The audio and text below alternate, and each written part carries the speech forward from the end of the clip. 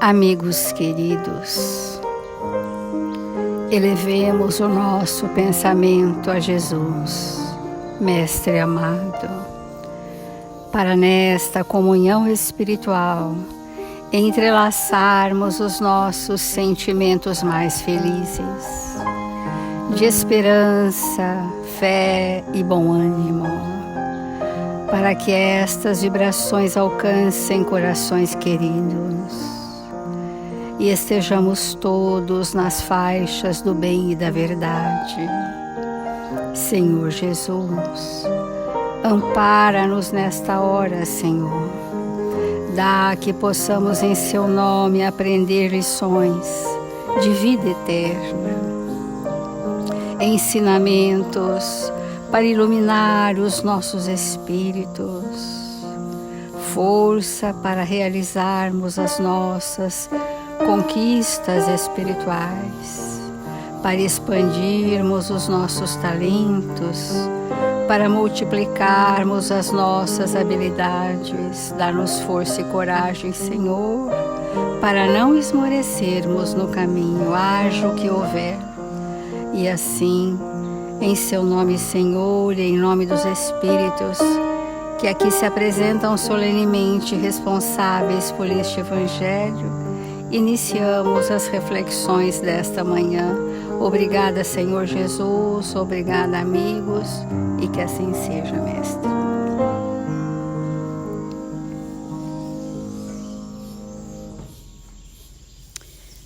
Do Evangelho segundo o Espiritismo, o capítulo 8, Bem-aventurados os pobres de espírito, e o item que nós estamos iniciando é pecado por pensamento, adultério.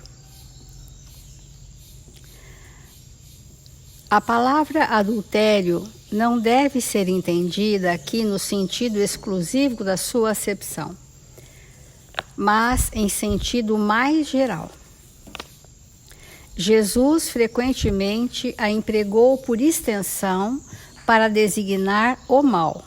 Então é esse o sentido da palavra que nós vamos usar nesse item do Evangelho. Tudo que significa transgressão à lei não é o bem. E, portanto, isso era enquadrado como uma adulteração, um comprometimento.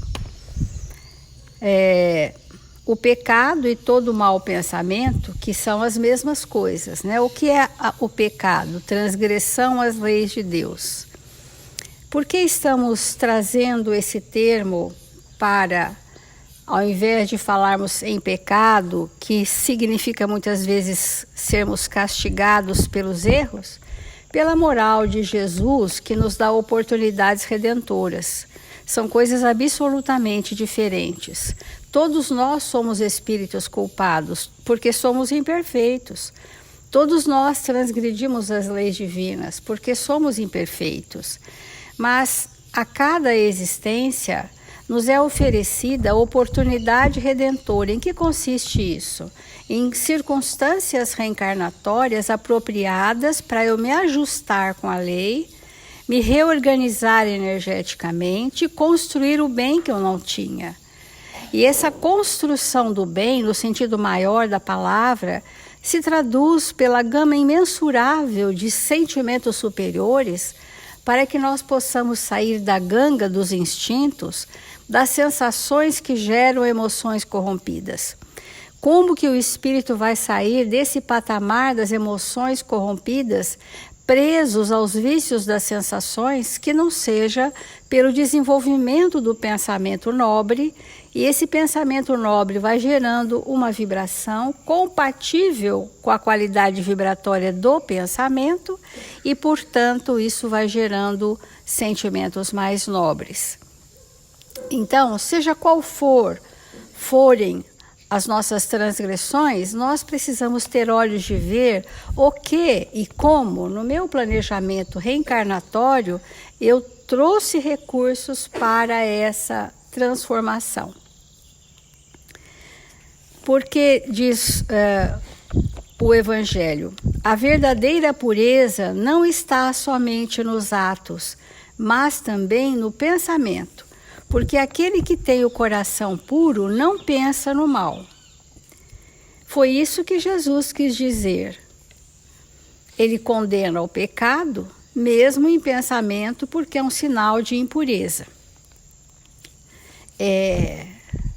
Muito tempo mesmo, o espírito se confundiu achando que comportamentos externos adequados significavam corações limpos.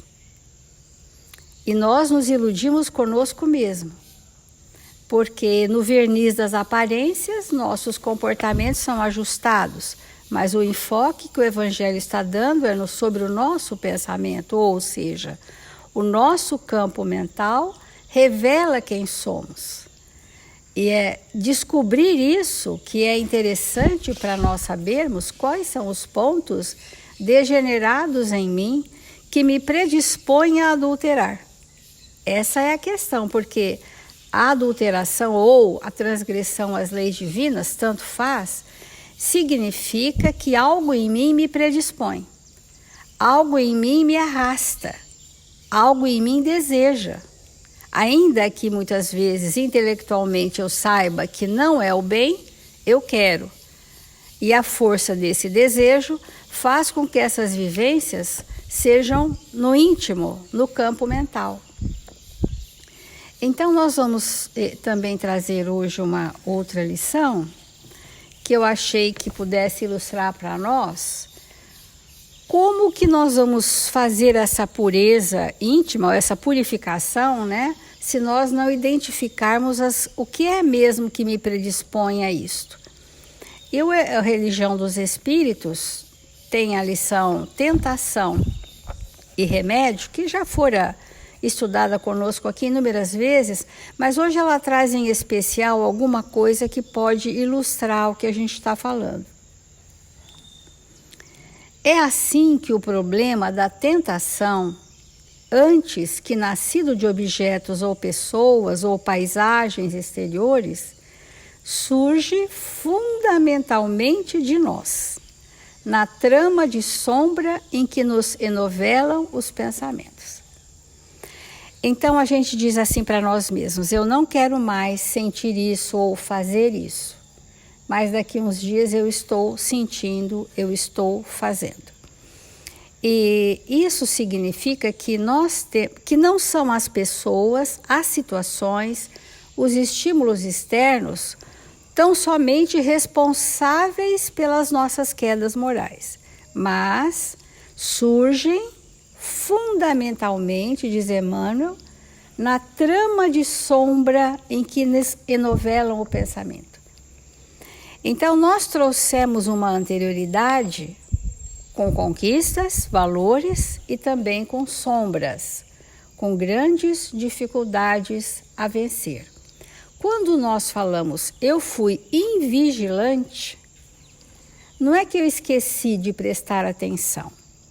Eu fui invigilante quando eu permiti mergulhar na minha anterioridade, naquilo que está corrompido, que está permeado por sensações e que geraram hábitos e vícios. Que as sensações, elas são muito fortes para estabelecer vícios, porque muitas sensações prazerosas são distantes do bem e da verdade, mas são prazerosas para o corpo, para o homem encarnado, e não para o espírito. Então, quando a gente identifica o que em mim está degenerado, eu vou compreender por que eu incorro na adulteração, no comprometimento, no mal. Por que eu incorro? Essa é a nossa invigilância. Quando as questões íntimas estão muito expressivas, nós não estamos dando conta no momento em que nós estamos passando, nós corremos um sério risco de emergir essa anterioridade com toda força, e essa força realmente nos arrasta para situações recorrentes, né? Cresce ainda que essas mesmas ondas de força, diz Emmanuel, experimentam a atuação dos amigos desencarnados, que deixamos à distância. Olha que importante a gente pensar nessa questão do comprometimento pelo pensamento. O pensamento é nosso, está pautado em experiências prévias. Eu estou predisposto a isto. E eu começo a pensar prazerosamente nos meus vícios, nas minhas más paixões, num instante seguinte, que são átomos de segundos, já não estamos sozinhos. Já estamos com legiões. Essas legiões estão formando na atualidade do planeta Terra a psicosfera pestilencial, que é o nome que os espíritos estão dando, sem pruridos. Essa atmosfera pestilencial do planeta, de alta predisposição a qualquer tipo de micro-organismo danoso, é fruto dos nossos pensamentos cumulativos ao longo desse último século. E nosso adultério, ou seja, a transgressão às leis, estão pautados em prazeres mórbidos, que eu acalento secretamente, mas não movimento o verniz das aparências. E eis que é chegado o tempo em que nós estamos sendo convidados a rasgar os véus, a descortinar. Obviamente que seguiremos fazendo bem, e esse bem é saneador do mal que trazemos em nós, mas nesse momento, já para esse grupo que somos nós, já nos cabe essa lucidez. Talvez para muitos ainda não é o tempo, mas para nós cabe essa lucidez quanto a nós mesmos. Então, motivo porque muitas vezes os debuxos mentais que nos incomodam levemente de início, no campo dessa ou daquela ideia infeliz, gradualmente se fazem quadros enormes, inquietantes, em que se nos aprisionam os sentimentos. Há um cenário mental. Esse cenário mental são as imagens dos nossos pensamentos. E nós mergulhamos nesse cenário das nossas criações mentais, mas já não estaremos sozinhos. Estaremos atrelados a tantos que fazem insinuações dos nossos pensamentos, que vamos chamar de tentações. Insinuam coletivamente o arrastamento do espírito aos abismos sombrios do passado. Isso é uma dinâmica que acontece, amigos, com a máxima frequência. Não são casos isolados, casos inusitados, casos esporádicos, são constantes. Então, fazem quadros enormes, inquietantes, em que se nos aprisionam os sentimentos. Vamos dizer aqui, o que fica aprisionado, na verdade, são as sensações, movidas por emoções corrompidas. A prisão do espírito é isso. Genericamente, Emmanuel chama de sentimentos. Mas hoje nós já podemos detalhar que estamos presos a essas emoções corrompidas, que passam, muita vez, ao domínio da obsessão manifesta. Então, começa na auto-obsessão, da fixação mental, das nossas tendências. Vamos falar, dar um exemplo bem simples. Um espírito que tem um passado de várias reencarnações na desonestidade. Ele foi desonesto consigo, com a família, em outra encarnação com a sociedade. Ele foi desonesto. E ele reencarna num planejamento reencarnatório para vencer esse adultério, essa adulteração das leis, esse comprometimento moral. Ele vem numa reencarnação, primeiro, com pessoas com este valor bem desenvolvido para que haja estímulo constante. Ele vai ter direito a uma educação que lhe confere estabelecer valores superiores, que possam lhe trazer arrependimento ou vergonha dos atos ilícitos.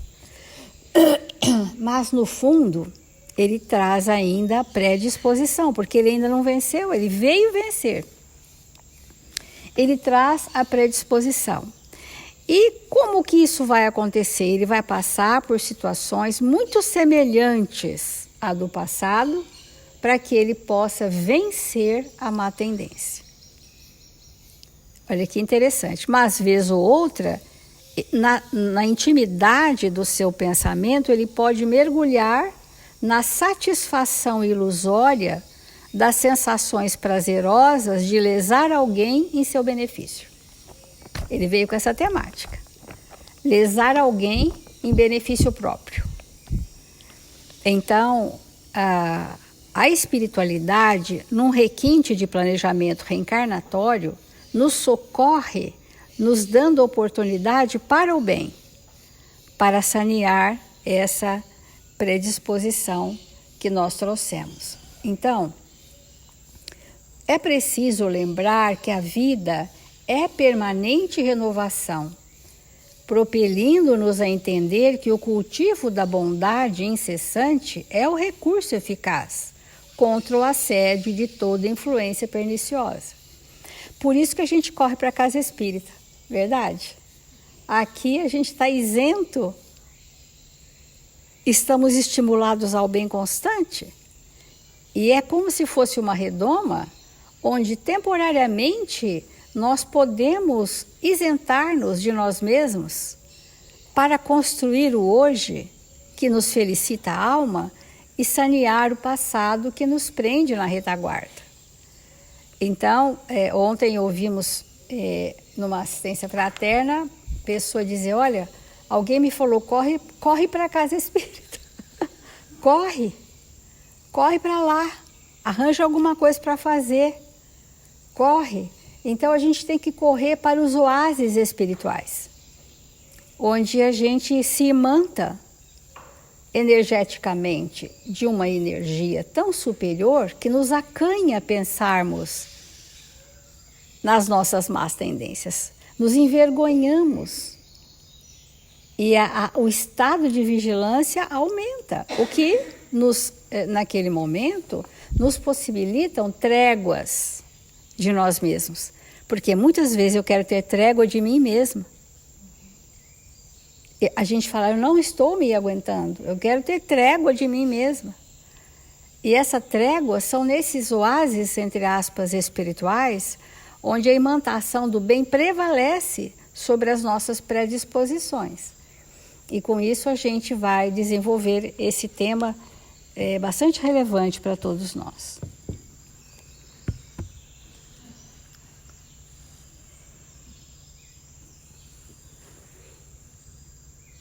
Amigos, quando nós adentramos nesse tema, é muito importante nós perguntarmos para nós o que significa mantermos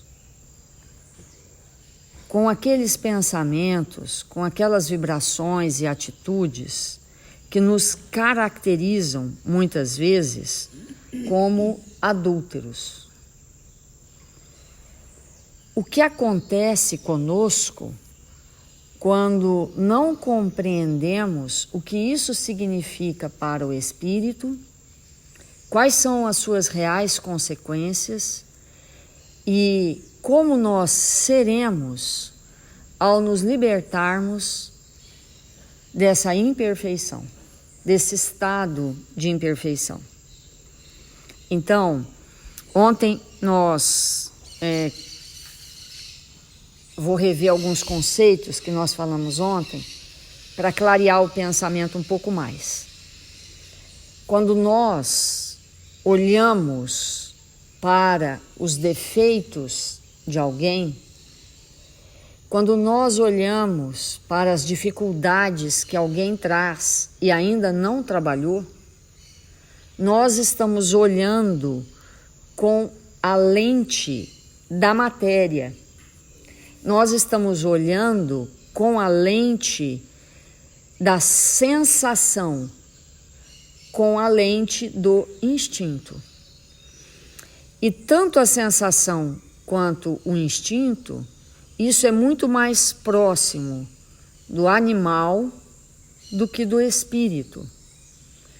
Então, nos habituarmos a enxergar os defeitos das pessoas que nos cercam e deter por muito tempo o nosso pensamento nisso, vai cada vez mais nos materializando.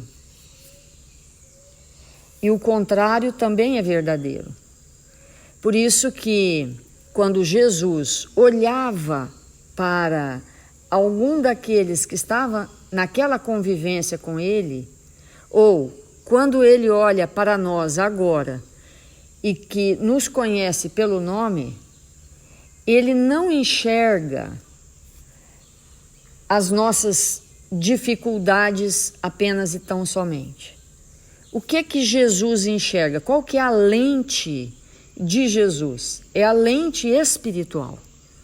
Então, evidentemente que ele percebe a nossa inferioridade, a nossa falta de educação espiritual, ele percebe isso, é uma percepção. Mas o que ele enxerga é o que está atrás disso. Então, porque o orgulho, o egoísmo, a vaidade, como nós falamos ontem, ela é uma construção muito materializada. É o espírito que está tentando se proteger de alguma coisa. E está exacerbando um instinto de conservação. Mas isso é muito externo. Isso, embora atrapalhe demais a nossa vida, é algo muito externo. E Jesus, ele nos percebe, por ser um espírito puro, nos percebe em potencial. Na medida que nós vamos nos habituando cada vez mais e mais profundamente, deter o nosso olhar na dificuldade do outro ou na nossa mesma, nós vamos adensando a matéria em nós. E o que isso tem a ver com o tema que nós estamos abrindo, né? Que nós estamos interessados em aprender e aplicar em nós mesmos. O que isso tem a ver com adultério? Então, nós trouxemos um texto para a gente ampliar esse entendimento. Esse texto é do livro Mãos Unidas, capítulo 39, Sentimento, Ideia e Ação. Então, Emmanuel começa esse texto dizendo assim: adulterar significa tisnar, viciar, mentir. E como nós falamos ontem, adulterar é desviar da luz, desviar da lei. E todas as vezes que eu expresso o orgulho, a vaidade e o egoísmo, para eu ter uma atitude verdadeiramente orgulhosa, necessariamente o espírito está adulterando alguma coisa. O espírito orgulhoso, ele é um adulterador por si só. Por quê?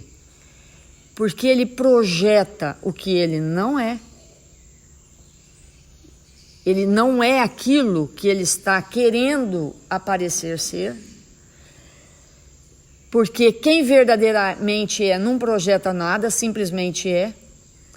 Então, para que eu mostre o que eu não sou, eu tenho que adulterar ao redor de mim. E adulterando, fugindo da lei, escapando do caminho, há necessariamente um adensamento. E adensados, eu passo a viver mais no campo dos animais do que do espírito. E passo a ter quase nada de percepções espirituais. Recentemente a gente falou bastante sobre o passe, e tem pessoas que dizem para nós: não, eu não gosto de dar o passe, porque quando eu dou o passe eu não sinto nada, eu não arrepio, eu não esquento, eu não esfrio, eu não isso, eu não aquilo. Mas passe não é nada físico. Passe é uma atitude espiritual. Nós não sentimos o passe com os órgãos dos sentidos. Sim, na hora de dar o passe, eu posso sentir a minha mão aquecer. Isso é uma reação fisiológica, mas ela pode aquecer e o passe não acontecer. Portanto, o que nós estamos abrindo esse tema é: se nós não deixarmos de ser espíritos adúlteros, se nós não deixarmos de sair por aí adulterando coisas, pessoas, situações, não espiritualizaremos a nós mesmos.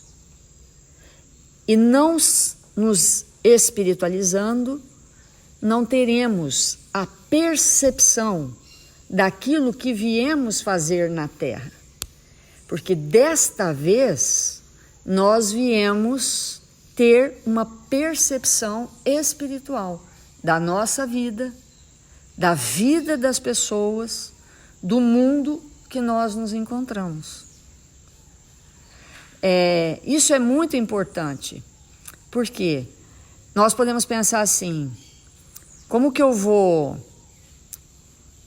ter uma percepção espiritual cozinhando, passando uma roupa, dentro de um laboratório, dentro de um escritório de advocacia, dentro de uma escola, numa sala de aula, né? Quem separou essas coisas fomos nós mesmos, mas elas não estão separadas. Nós separamos porque não temos uma visão espiritual. Então, separamos. Isso é isso, aquilo é aquilo, aquilo é aquilo outro. Mas, na verdade, o espírito que está espiritualizado, ele é o mesmo, lavando, passando, cozinhando, fazendo uma atividade profissional, educando um filho, qualquer coisa.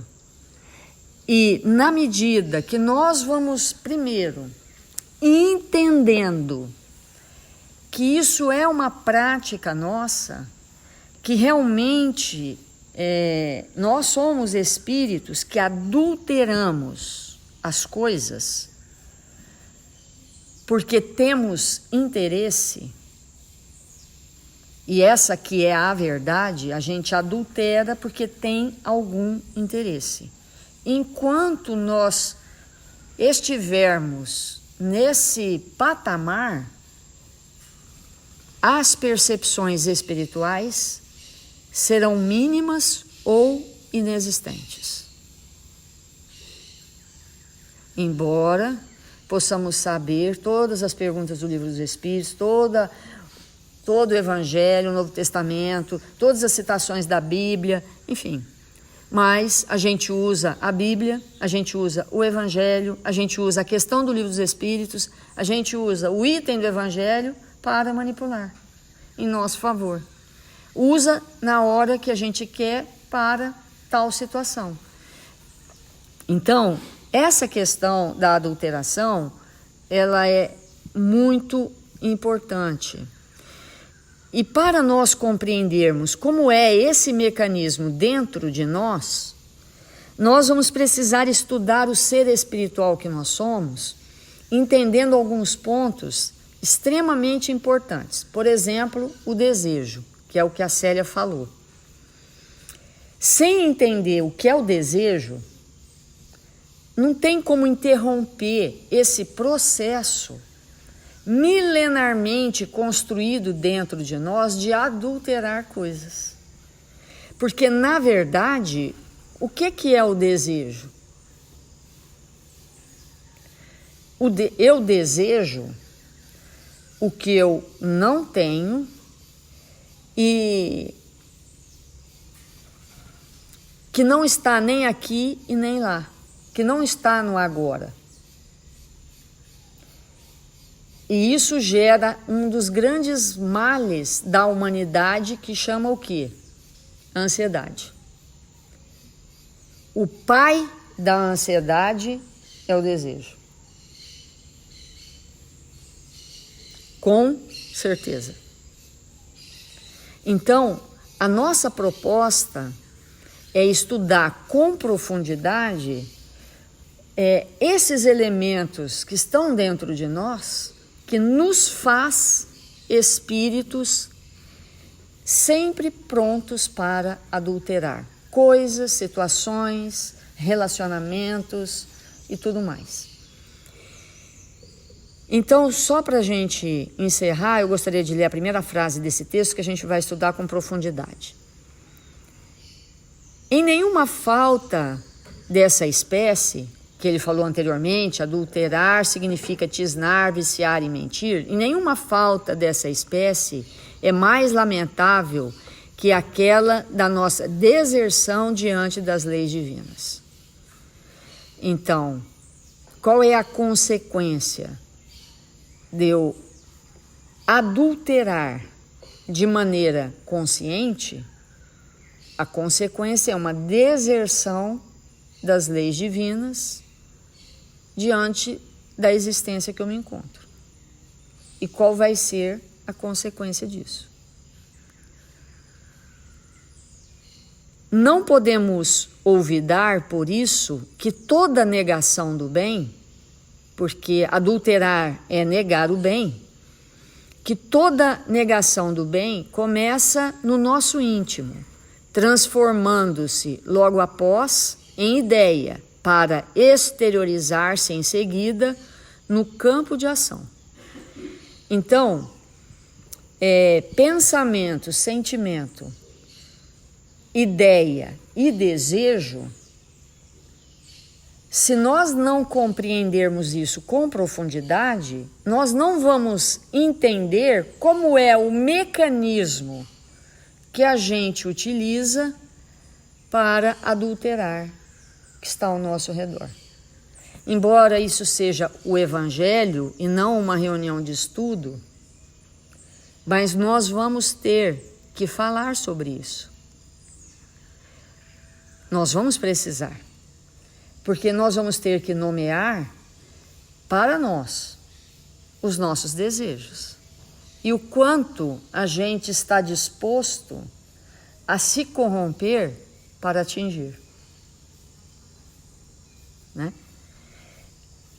Então esses são os temas que nós vamos estar abordando daqui para frente. Vamos fazer a nossa prece.